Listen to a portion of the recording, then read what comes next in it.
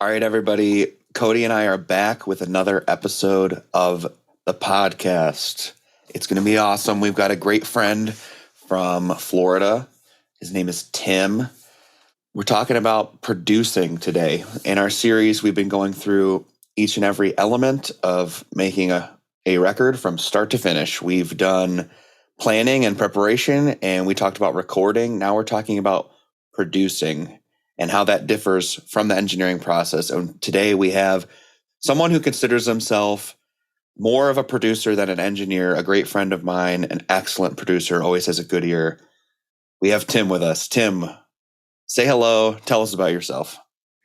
Yeah, well, thank you guys. It's Steve, you're awesome, man. Thank you for thinking of me for this. And so I do consider myself a producer, and I think it's one of the greatest titles on planet Earth. And it's such a cool.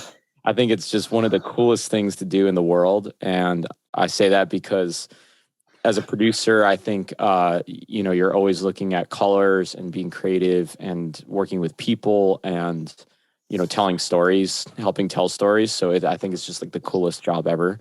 I really started producing when I was 16. I actually started as a songwriter.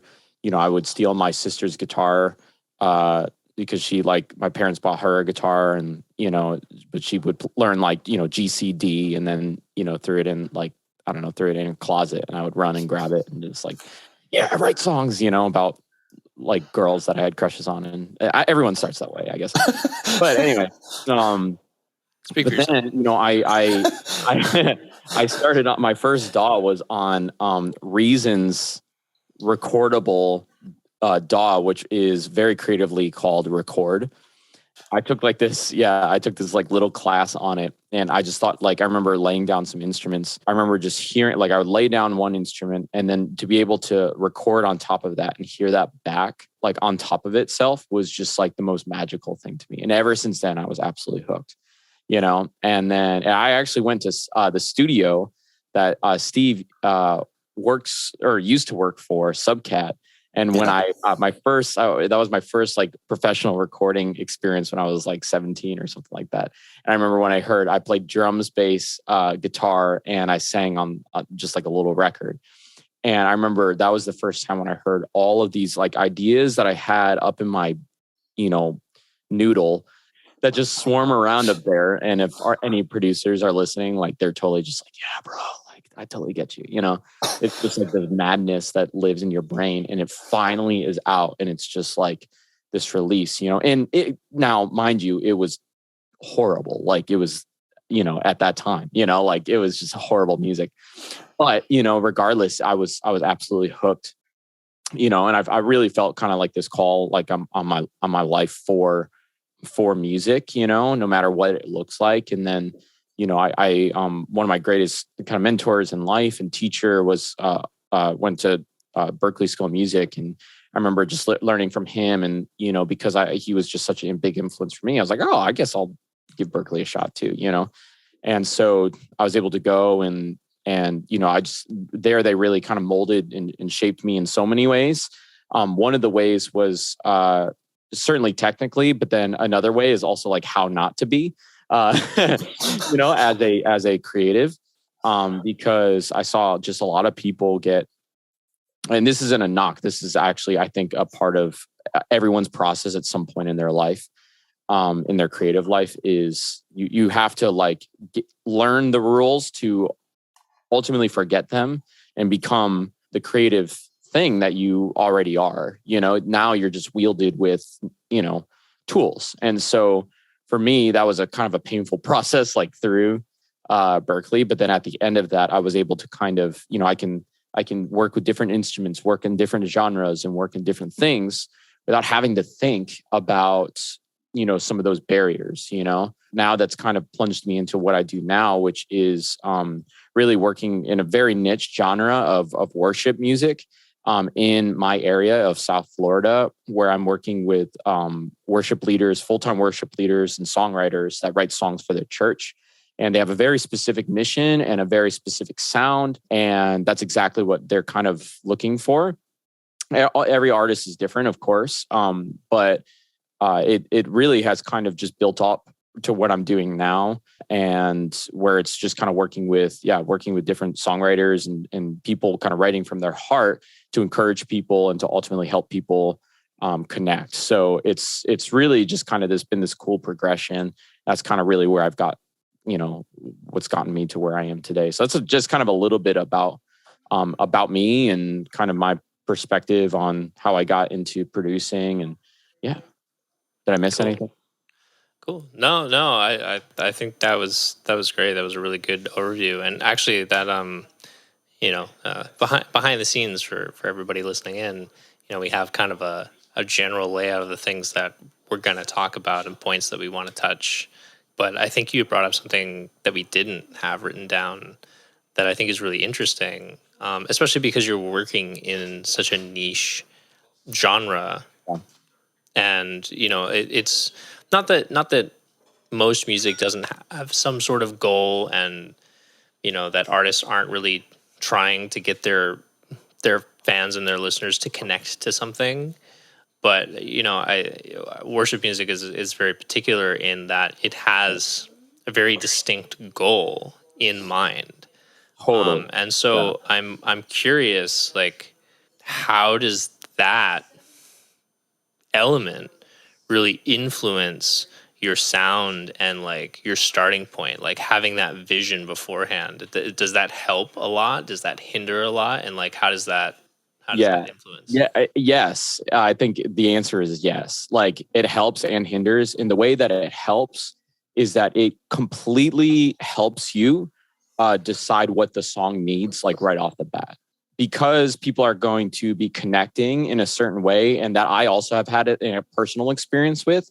I instantly can put myself in a production space where I know what the song needs, so I might need layers here, or I might need gang vocals here, or I might need certain drum sounds here, or whatever, Now, where it could hinder is where it becomes to sound like other things that already exist, So Sure. It's like, how do you create, like, really it's about what is this for? And I think you can take that into any genre, because ultimately I think most artists' goal is to connect with some emotional like response, with music.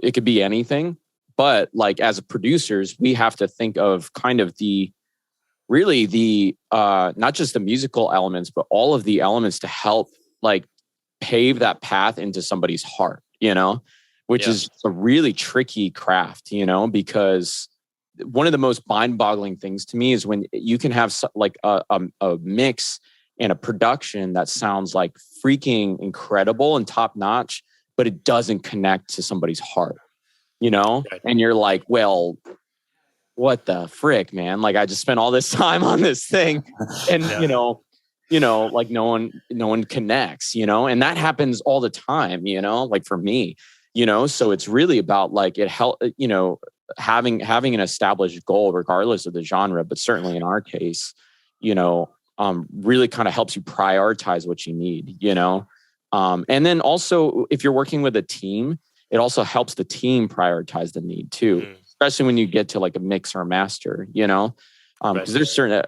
there's, especially in mastering, man, like there are certain, based on the songs, like, worship mastering, like, is an art form separate from pop mastering or jazz mastering. It's like, it's its own colors in the mastering process too, that I've just found that through experience, where I've given a pop song to one of my, go-to like worship mastering people, and it sounds, it's like big mistake, like not wide, not slamming, it's pretty, it's light, but anyway, so I think in both ways it can help and hinder, but I feel like that's something that can transcend genre as well, I really think that ties into, I've heard it always been said that the song is always the most important part. It really resonated when you were talking about it not connecting. It's like, well, that's why the song is more important than how great the production is. We all want both, but the song ultimately wins that battle. Right.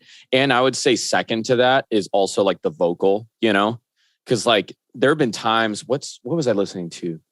It's what is the Rick Adley or whatever? Never gonna give you up, let you down, right? Like I listened to a cover of that, and this vocal was like singing it from like this like broken place, and I remember like all of the cheesy like him like dancing like that crap, like that image completely left, so it's the same song, right? But like with a different vocal from someone like singing from the heart of wherever like that heart place is for them when they're singing it, like totally transformed everything about it, So it's like, I agree, like song I think is really the most important thing. And second to that is also like the vocal performance and really kind of getting the artist to a place where they can actually feel what they're singing, and not just kind of like a Hollywood actor, green screen actor, where you're just kind of like, okay, be emotional and 3, 2, 1, go, like, Right. but like really allowing them to like feel what the song is saying. You cannot mask that, so. It reminds me of a time you were producing me while I was in the booth and you were like, just sell it, get emotional in 3, 2, 1, go. I said that? No. It's funny because there are certain people, like they're really experienced studio musicians. I feel like sometimes can do that. Like there's certain people that can just get there. They have the training. They've done it enough where they can just like there's no inhibitions or fear of judgment, But certainly if it's, maybe a self-conscious artist or somebody that's just a little bit nervous in the studio, whatever, for whatever reason, you might just need to build the relationship and talk about, baseball or talk about your wives or whatever, like to like actually get them to feel comfortable, Yeah, it's interesting. And I mean, this is going down a little bit of a rabbit hole, but Yeah. Like I've even gone as far as to do like, like breathing exercises and yoga exercises. Yeah, With people totally. that are in the booth to just like get them to just like really, get more into their body to stop disassociating their physical experience with the emotional experience that they're trying to portray. And I think that's sort of a byproduct of like, there's so many artists who do what they do because of emotional trauma or just like really intense emotional experience, good or bad. And sometimes there can be a safety in dissociating. And just like packing all of that into the art and then not being the one to experience it.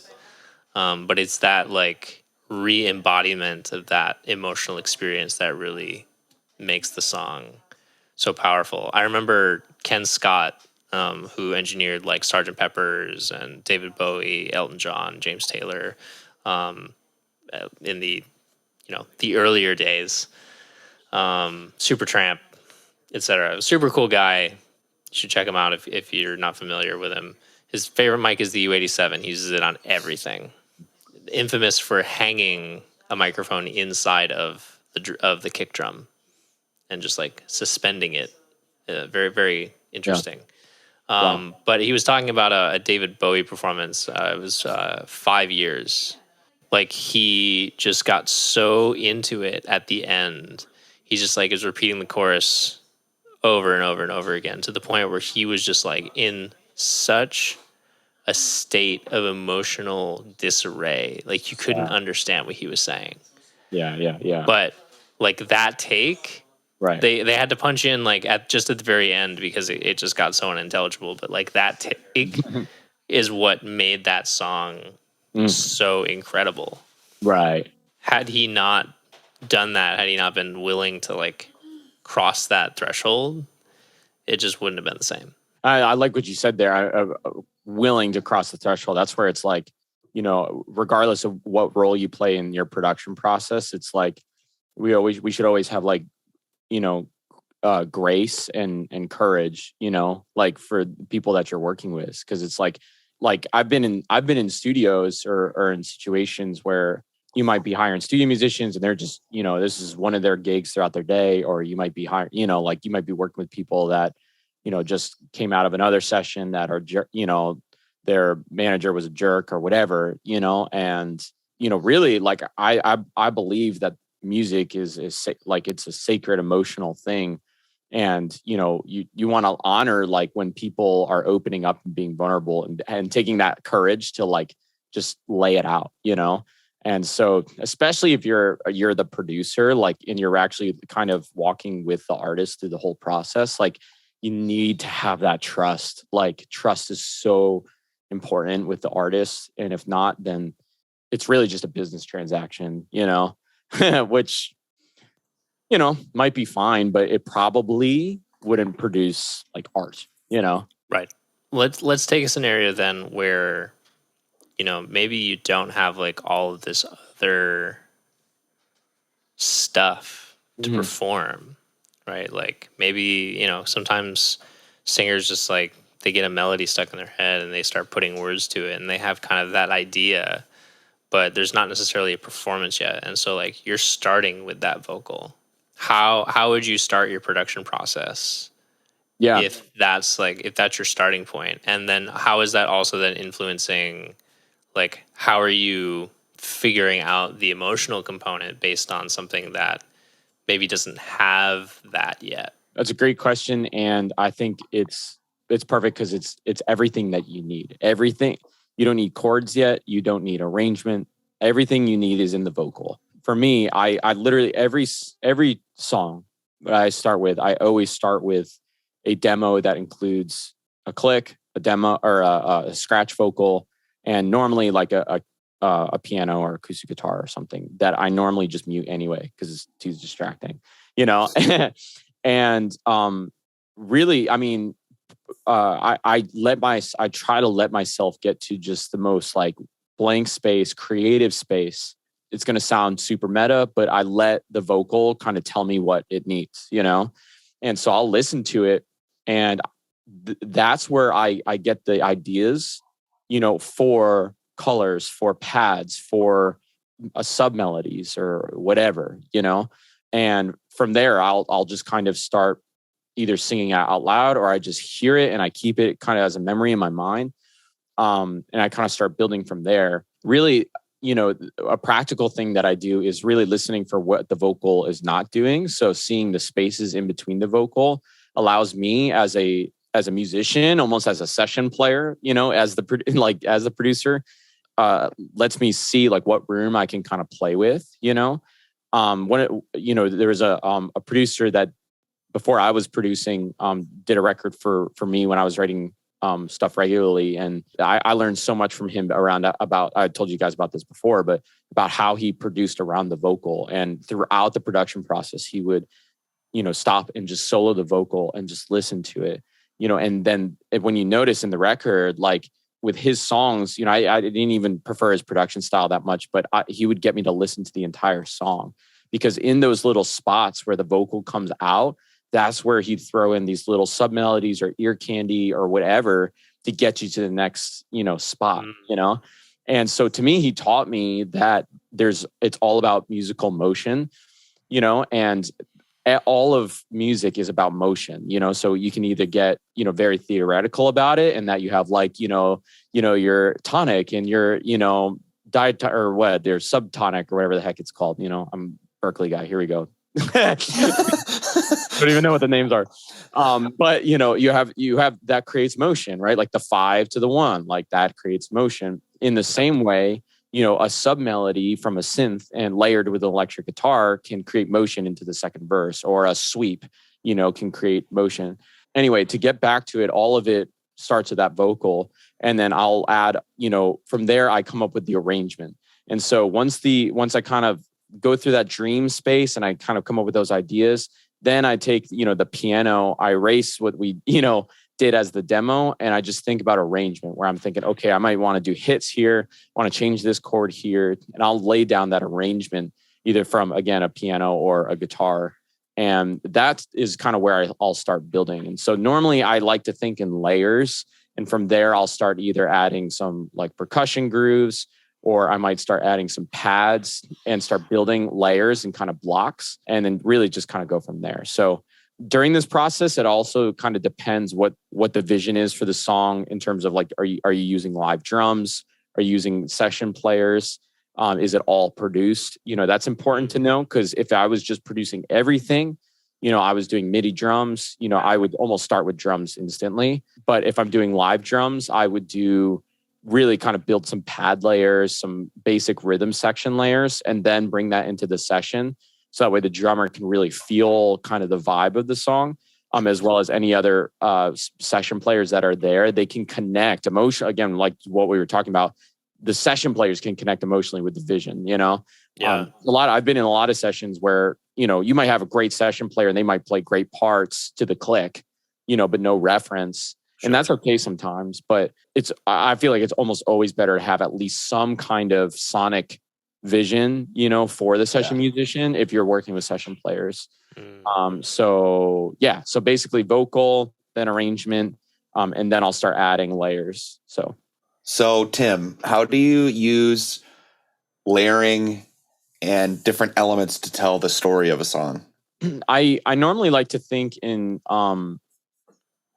really kind of three different like basic layers. One would be like a bed, like a musical bed, which would be your basic elements, which in worship music at least would be like a drone or a pad that really kind of at least sets the vibe for when you're building layers, or you may actually keep it in the production.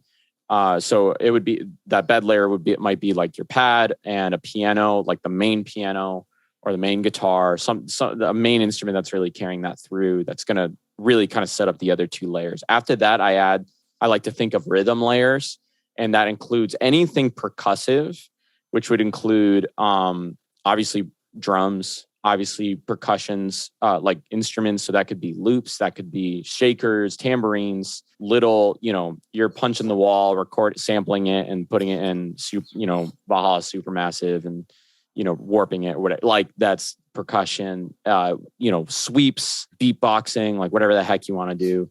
And then I would include other, like doubled acoustic guitars. Acoustic guitar to me is so much more a percussive instrument in recorded music than it is a instrument to me, especially in worship music, because this I would say, like, if you're like a folk producer or something, you're probably like shut up. But it's like I guess that's the one exception, like that warm, like finger picking, like, you're just putting somebody to bed with some whiskey, like kind of folk music. That's still rhythmic though. I mean, I would agree with you that even in something like folk music, we can get Jeremy on here to speak about that.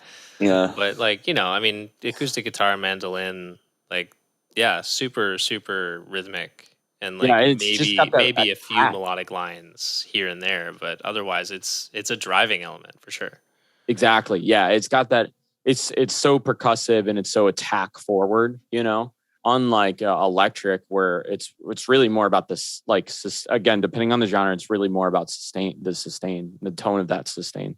So yeah, in that rhythm layer, I'll include acoustics and all of the doubles. So in there, I think of octave, and I think of where is it sitting sonically in the musical sphere. So I might, have something in drop C, in open tuning, and I'm playing and strumming away. But then that gives me space to do something maybe really high up and finger picked, as a layer and as a double on top of that. And that's just going to create a totally different vibe, than if I just recorded one thing. And then after that, after I do a rhythm layer, then I think of a color layer. And color layers to me are just, really more synth based. And I think of lead lines. I think of pulsing synths. Or I think of really like soundscapes, and you're just adding color, and kind of you'll notice when you go to do a color layer, it's literally like when you put, like butter on a steak, it just like seeps into all the cracks. It's like, just seals the flavor, So that's how I feel about synths when I go to do, What'd you say? So you're talking to a vegetarian, bro. Oh, dang. I do not relate. Yeah, Tim, we can finish this without him. It's fine. No, yeah. I'll just leave the room for a moment and let you. Yeah. Like, medium rare. Yeah. It's funny to me as you talk about this, like, it isn't super genre specific, because, like, at least other than the acoustic guitar part, I'm like thinking, you're talking about like a bass layer and percussion. I'm like, dude, that's a trap song, my guy. Like, what? Great point. So we're talking about all this stuff, How do you balance it? Like, when is too much? When is too little? Like, where do you find the line? And does that relate to the vocal? Like, we were talking so much about vocals before. Like, how does that all come together? I think it does. It does come down to the vocal, and then I think it does. Like I like just going to the start of the song, and doing this throughout the production process. Going to the start of the song and pretend as if you're pressing play on Spotify, or Apple Music or whatever, and listen like you're a music lover, and just listen to what your ear is really wanting. A lot of the times we were talking about the emotional connection. A lot of times, if you're not connecting emotionally, it's probably because you have too much in the track. I found that to be true. Like a lot of times, like I'll press play in those moments, and I might have some dope sounds. As a trap artist, no, I might have some amazing sounds. And I realize the song's over, and I get this I kind of have like this high, but like I have no clue what the song just said, and it didn't take me somewhere. That's when I know like there's too much, So I'll go through and I'll start listening to things a lot of times in those layers. So like in my rhythm layer, maybe I have too many acoustic guitars. I take some of those out, and I realized that maybe the high end stuff was actually competing with the vocal. Again, the vocal's your guide. That's the person, that's the thing telling the story, or the melody. If you do instrumental music, that applies there too. Yeah. So when I'm listening through that playback, that's when if I'm not like connecting emotionally, that's when I know if I need to take away or to add more, because the converse can happen too, right? Where you press play and you don't have emotional experience or reaction because there's not enough to get you there either, So that's when you need to add more. And, you go back to kind of your creative vices to try to dream of some things to get you there. But really, to me, it's like, think of it like, your dream, like your dream record label or your dream producer, is going to listen to this, they're about to press play. How do you want them to react as soon as they press play? Are they in the song as soon as they press play? Or are they like, all right, next, like I like thinking like that when I'm going through and listening to it. And again, that can happen at any point in the production process. So to me, that's when I know is if it's kind of too much or too little, is really when I get back to that place of listening as a musician or as a music lover, not even as a musician.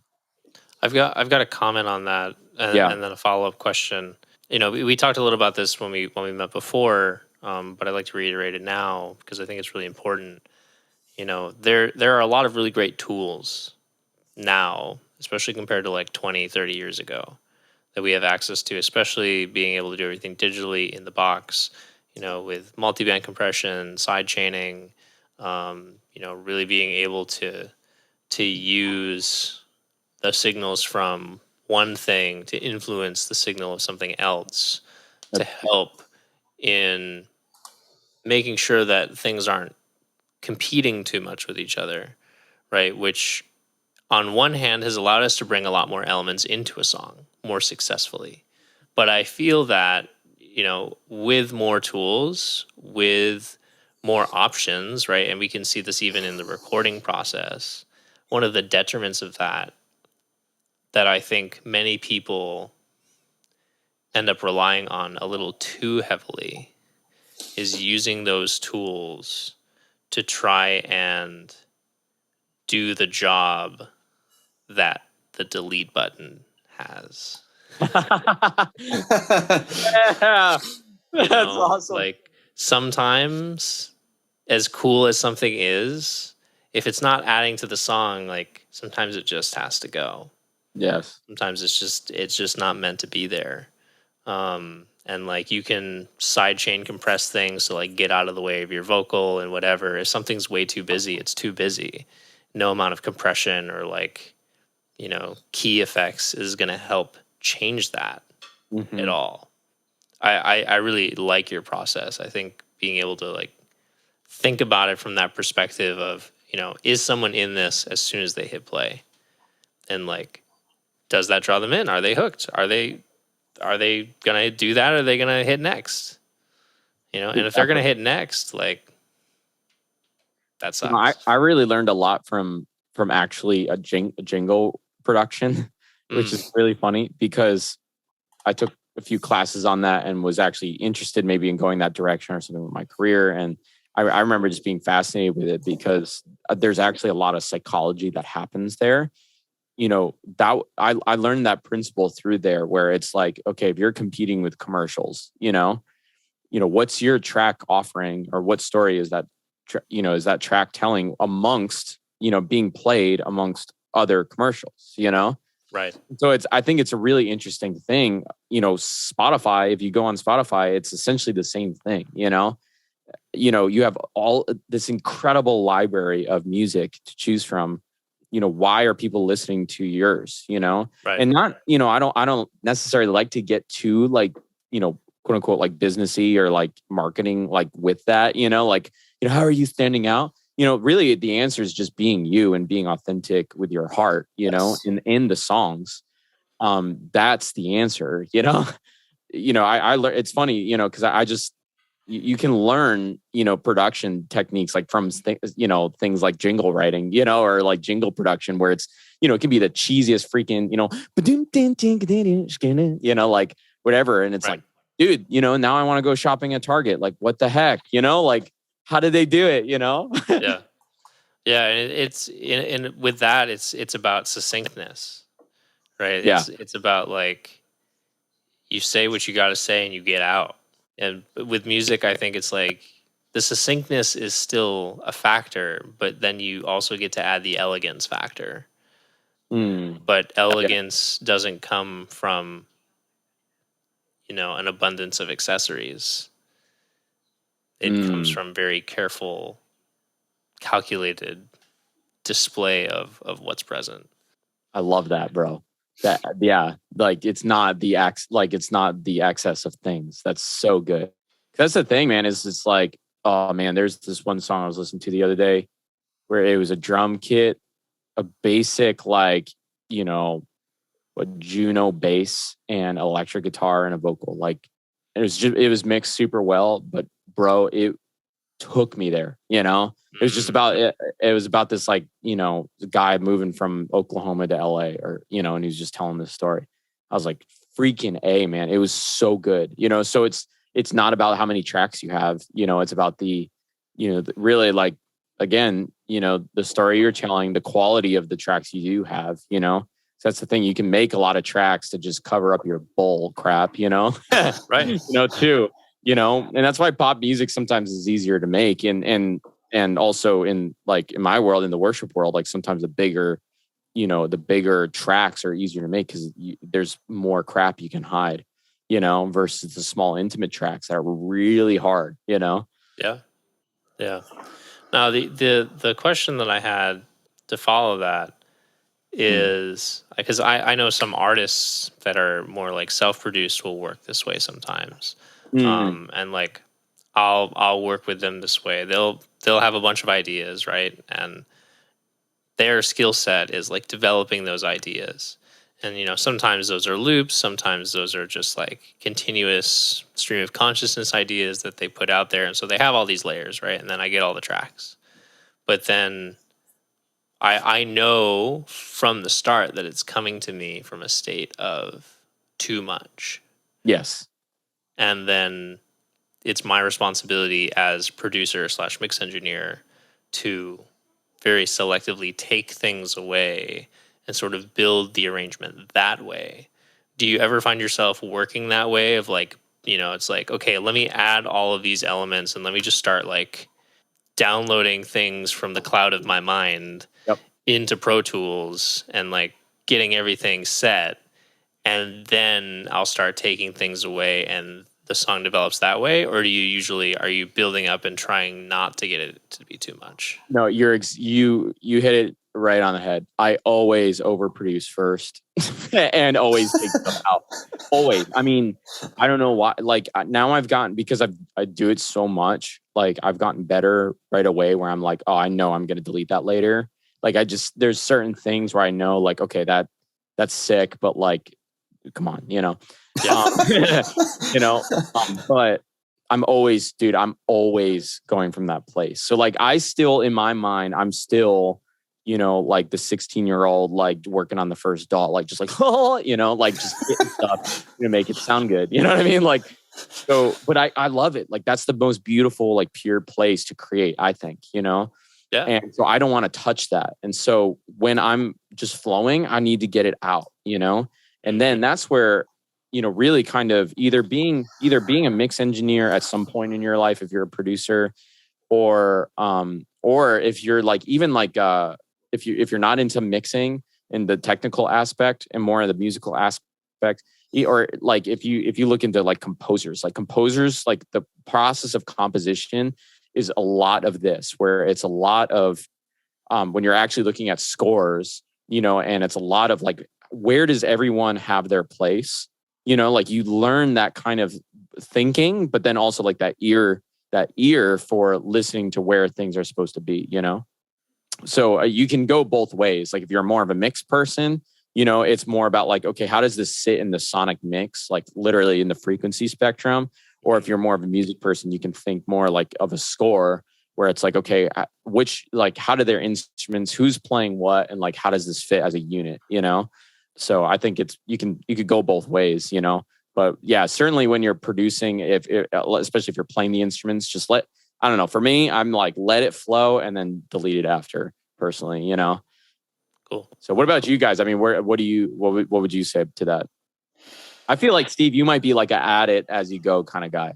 I think I am a little bit more. I think I definitely we don't do any approach intentionally, but I think when I'm working, I usually know right away if I'm on the wrong track. I'm like, yeah, that ain't it. Yeah. Go somewhere else. Yeah. Yeah, a lot of times I am producing by myself, but sometimes I'll even have a client with me, and sometimes they'll even be helpful too in that regard. Like, sounds okay. And usually I know, I'm like, this idea is all right, and they'll confirm it. Like, nah, dude. Yeah. So then usually from there, it's just working through it naturally, but having those stops in the middle. So then it's like, okay, this isn't working. I usually almost try and take it a different direction at that point too. Like, okay, I'm not going to sit here and dwell on this one idea. I got to try something completely different. Yeah, I think I kind of sit somewhere in the middle. It depends on like the genre and the artist, because sometimes artists just get in the zone, right? And they just start kind of intuitively downloading things and channeling them out, which is super cool. And like, you got to just let them have their moment, because it's through that process that like the gold can come out. Yeah. Right. And so there are times when I entertain those things, because I know that that's how that artist is gonna make that happen. So I do that. But then on the flip side, I think there's a lot of times, especially if a track is more bare bones, but I already have this preconceived notion in my head, and I really have a good understanding of what the song itself is asking for in terms of the production. It's just really about articulating those things that I hear in my head. And like, it's already very, very precise. Yeah. Like I remember Steve and we worked on producing an album for his buddy Caleb Dorr. Oh yeah. 7 years ago. If you came out good. It still holds up. Yeah. It's good. And that was a lot of fun. That was like really my first time like sitting down and working on a track in that way. Like we brought in my Nord and like had a whole bunch of samples loaded for different things. Nice. But yeah, like we just, I had a vision of like certain orchestral sounds for certain moments, and like different types of percussion, and like tubular bells and chimes and xylophone, Glock, strings, organ, all these things to like really beef up some of these songs. And then some of them were really simple. They didn't need much, but they still needed like a little something more. And so, we were sort of collaborating on this process, because Steve was ultimately the one producing the record. But for some of these things, he was like, this is more of your wheelhouse for these types of sounds. So like, let's work together on it. And we would just like go through certain ideas. And I think we both kind of got the inkling. It's like, I would play something and we'd both be like, nah, that's not it. Let's try something else. And then we'd hit something and we'd be like, yep, that's it. I don't think we overproduced in that. I don't think there was anything that we added that you ended up taking away later in the mix process. I think like maybe the balances were a little different than what you and I had envisioned. But of course that, that wasn't really up to me. That was up to you as the mixer, and Caleb was super happy with it. And I was ultimately super happy with it too. That was a good project. I mean, when I had met Cody, we were interns at a recording studio, and there were a lot of other interns, and I kind of was like recruiting them. I'm like, oh, you're a killer drummer. Like, I need you. And then Cody, like, you're good at keys. Like, let's get you on this thing. It just came out really good. I mean, you're doing great things now. Aaron Walters was the drummer. He came up with the most creative parts, man. And he's doing great stuff too in Nashville now. So I don't know. We just got lucky because we had some good talent on that. Yeah. Yeah, It's ironic to like power of collaboration. Like, collaboration is so important, Yeah. Well, and it's wild to like look at it from like, we were all just like there in central New York, basically a bunch of nobodies. Not that we're like superstars now, but it's like we're none of us are like doing small things anymore in the grand scheme. And like that's kind of cool to look at and be like, yeah, we all collaborated on this one project, and now like this person's out making records here, this person's making records over here, and like everybody's working with really great artists, everybody's making really cool records that's like getting lots of airtime and things like that. So while we're on the topic of artists, Tim, I've been thinking about this the last couple of minutes while we've been talking. So we've talked a lot about you, your process, what you do. Where does the artist play into all this? Like, how do you interface with them? Like, what role do they usually have? Like, I know that when I even hear the word producer, I think of like, there's like the new school methodology might say like, oh yeah, producer's like some guy who sits on a computer and like makes tracks, which there's a balance there. But then also there's this other side of producing where like, you're just like guiding the creative direction of everything. So like, where do you fall in that? And like, talk about that process and working with others. Yeah. To me, I see it as really just relationships, just like making friends with people, like it's not this really, I don't think it's this, fancy like checklist, like I get what you're saying with like the new and old school. Like the old school, I think of like a dude with like blue glasses and he's like in the studio dim lit and he's like, Beyonce, you sound amazing, girl, like, like this weird, like, like esoteric dude, but it's like, although that's probably me as I'm but, but to me, it's like, it's just about relationship. So it's like, I love getting to know people, getting to know their stories and going deep with people. And so as soon as you start doing that, like trust is built. And once you have trust, like creatively, you can go anywhere, So when it comes to working with an artist, it's really just about developing that trust. Now, the struggle that I have sometimes is with session people, where it's very transactional, and I need them to be emotional, and I don't have time. I don't have time, or they don't have time to go there.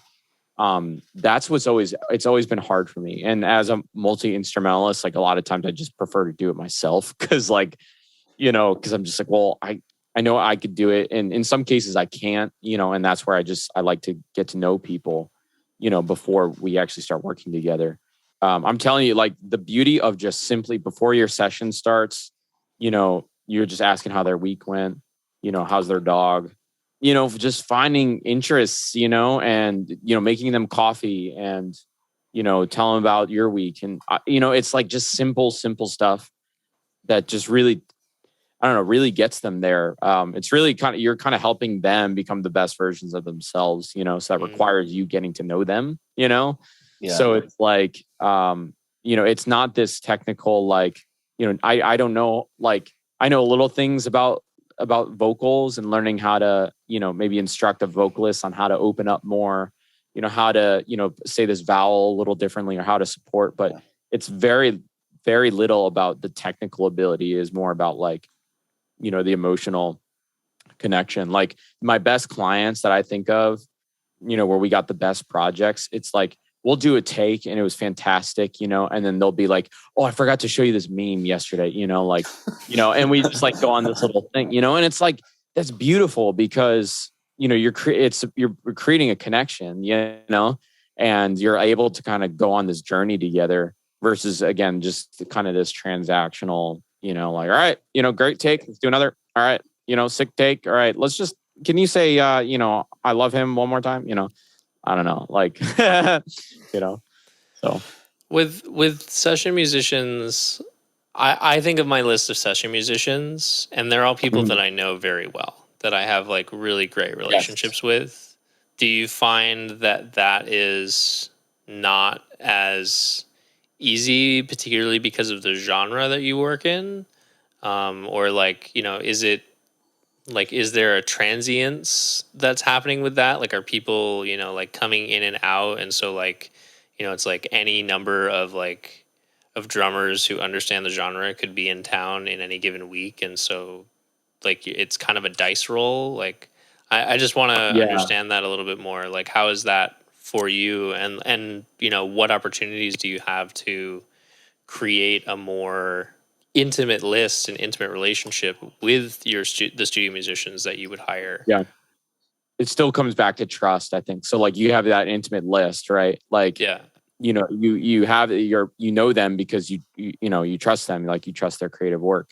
For me, I think it is very niche and very specific because if I'm working with a worship artist, a lot of times they want to bring, you know, their volunteer guitar player that plays with them every Sunday, you know, and he's like, oh, dude, like, trust me. He's got sick tones. He's got great ideas. You know, he comes in and just royally sucks, you know, and you're like, oh, how do I tell this sweet person, you know, that like, I'm not using any of this and I'm just God still loves you. God still loves you, bro. God still loves you. Yeah. You know, and like, I remember I worked on this. Oh God, help me. There's this one project where we did this live recording and it was just super powerful. It was really great. Everyone on the team was really good except for the bass player. And the bass player like just would have loved to be in like Earth, Wind and Fire. But this was a song that did not require a Earth, Wind and Fire bass line. So he comes in, you know, it's this beautiful slow worship song, you know, and straight up just, you know, you know, and I'm just like, holy crap, like what am I listening to, you know? And so when I'm in a moment like that, you know, where he was a nice dude and it was his first time in a studio, you know, realm, but I knew, you know, the client that I had, like he really just wanted his whole team to be part of the experience, you know, of being in the studio, being together, which I respect. And so I just kind of turned around. I was like, hey, I'm so sorry. Like you probably won't like me for saying this, you know, but I really just need you to play whole notes, you know? And he was like, really? Like, I really think that this is like a lot better, you know? I was like, I know, but like, I just need you to trust me and just play whole notes. We'll listen to it afterwards. And then if we think that there's any other like fills to do, like we can, you know, we can think of that, you know? So it was cool because it was actually a cool kind of teaching moment a little bit because we played through it and we listened afterwards and he's like, oh, I see. Because the big thing was I said, all right, now listen to the vocal, listen to the whole song, not just your part, you know? And he heard it as a unit and he could see how it contributed as a whole. So, I think it is kind of a niche thing in my scenario where you might be dealing with volunteer musicians, you know? Sure. Sure. But you know, that could happen where it's like you have an artist or it's like, my brother is like my co-writer and he has to play acoustic guitar, you know? And he plays acoustic guitar and he's just like, you know, a first act guitar. And like, you know, he sounds like a child. Pile of matchsticks. Love him though. Yeah. Yeah. You know, I feel that half our role, maybe not half, but a large part of our role as engineers in any stage of the process is often educating artists Yes. on man. how to improve, why certain things work, why certain things don't. And, I mean, sometimes it comes up really obviously, like like the situation, like playing Earth, Wind, and Fire when it's supposed to be like the girl from Ipanema, or just like, it can come up in very strange ways, I think, even if you're receiving something from an artist and you're like, it'd be really great is like if you just didn't play here. Yeah. And it's a delicate situation. I get it. And it's, as someone who you've like, especially if they're meeting you for the first time, and I think even more so in like a worship setting where it is a volunteer musician or whatever, and everybody's trying to be really, really nice. Yeah. And you've got to play some hard truths. Yeah. Right. And decide that like honesty is going to trump compassion in this moment. Yeah. In order for them to learn a good lesson. Yes. It can be a really difficult road to navigate, but super important in the world of production. And like, that's really the producer's role. It's like, no matter if you're talking old school producer or like new school producer, as is understood more commonly now, it's your job to be like, hey, this doesn't work. Yes. It needs to change. Which I think is something that a healthy relationship does, Yeah. Go back to relationships, is like all of these are opportunities for you to develop more trust. And when you're honest with the person, you're actually developing more trust. Yes. They might not like it in the moment, Right. but when they see that, the direction you're taking them in is actually opening up as part of themselves, that actually benefits them. Like, you're like, oh, you're amazing. Like you're awesome. Unless you're wrong and then you're screwed. But no. Yeah. Don't be wrong. Don't be wrong. In summary, don't suck. I've been finding myself pushing my clients in my sessions a lot more, like, and, getting more honest with them. And they, like, I'm pretty much positive. I want to say 100%, but I'll be modest. 99% of the time, Nice. They really appreciate it. I kind of tell them sometimes, I'm like, yeah, I'm really sorry. It's kind of my job to be the jerk here. But, and but like I said, almost every time they're like, thank you. Yeah. I can't imagine anyone taking anything like offensive, like from you, Steve. I feel like you have that gift where it's like, you could say like, you're ugly and people would be like, I mean, sure. It's the sweaters, man. It's the Steve Brown sweaters. I'm telling you. I haven't been wearing them as much. The sweaters. I love. Dude, it's funny when you're talking about the bass. I feel like it's funny because you've probably muted my bass playing before. But yeah, probably. I feel like for some reason, like what you're talking about is 100% true. Because sometimes even when I'm playing on a stage, like I want to play more, but then when I'm like working on a track in my studio, I just keep it like stupid simple. I don't know why. Like psychologically, something different must be happening. Does that ever happen to you? 100%. I mean, it's really, like when you're in the moment, you are being emotional, you are like excited, like you're playing more, right? But when you're producing, you have the vision, you have the context, what the thing you're trying to build. So, just to be really practical here, especially when it comes to bass and producing, like Beat Detective to me in Pro Tools, and every DAW has its own version. Logic makes it even easier, but I just don't. I'm more of a Pro Tools guy.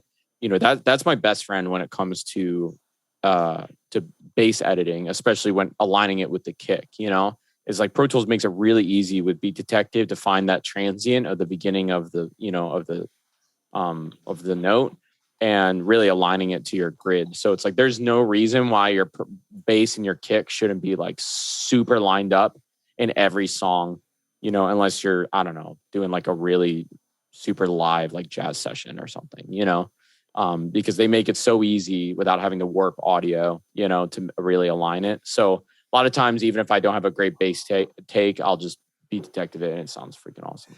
I've had really good luck using Melodyne for editing bass. I don't know why. Like it just keeps the artifacts really intact. I don't know why. It's really weird. So to me, that's interesting. To me, it's like with Melodyne, either I just hire somebody else to do it, or like I feel like I have to have a degree, you know, to use Melodyne. I just, you know, so like I'll just call you, Steve, whenever I need my bass Melodyne. Well, I'm talking about for timing though. Right. Still like the okay. All right. You can use Revoice Pro too. You know, if you've got like a kick track and your bass needs to align to your kick, you can use Revoice Pro to like get the peaks, and then that's kind of genius. You just blew Steve's mind. I don't have Revoice Pro, but you're selling it to me, so it's also great for dubs. Revoice Pro, please sponsor this episode. Yeah, I have Vocaline Ultra, but if you sponsor this, then maybe we'll talk. Yeah, and a 20% discount for everybody who. Yeah, here's my promo code. Yeah. All right, so let's real quick. Yeah, I got an idea. Why don't we got some nerds who probably are going to listen to this? Let's get nerdy. Tim, what are your tools like? Like, what are you doing? Yeah. So when it comes to production, especially with instruments, I'm a big virtual instruments guy. So I mean, Native Instruments to me is always my go-to. So it's like I bought, you know, Native Instruments Ultimate, you know, and almost everything you need is on there. You know, I love using Massive. Some of the new sample-based synthesizers that Contact is coming out with or Native Instruments coming out with is just incredible.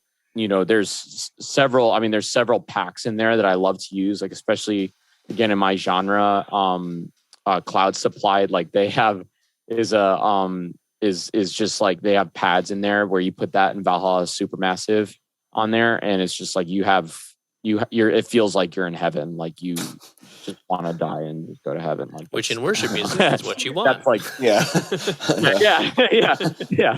and a little dark, but sure. Cloud Supply, and then another one I use is Arcus, which is got the most beautiful. It's orchestral samples that they synthesize with other different things, and some of the just going through the presets on there and just warping all the presets, you know, it's just like, oh my gosh, you can find so much in there. So I love using if you're ever doing string stuff, I mean, East West samples are they're probably the best. I don't know. I've never tried like the Spit. I know Spitfire is like super big right now, but I feel like there's all of the, even, you know, I as much as I love Native Instruments, their string samples I don't love that much, but East West, man, I mean, their stuff is ridiculous. You know, they have a solo violin that is just like incredible. It's amazing. It's better than a real violin because like there's no intonation problems, you know. So we've all been there. We've all been there. I'm lucky. For percussion, I mean, I love using That Sound drums. You can use That Sound for anything. They have all sorts of different sample packs and they're inexpensive. So, you know, if you're not using them already, definitely check those out. Sample Phonics is great. They now have a cloud-based thing, like everyone else.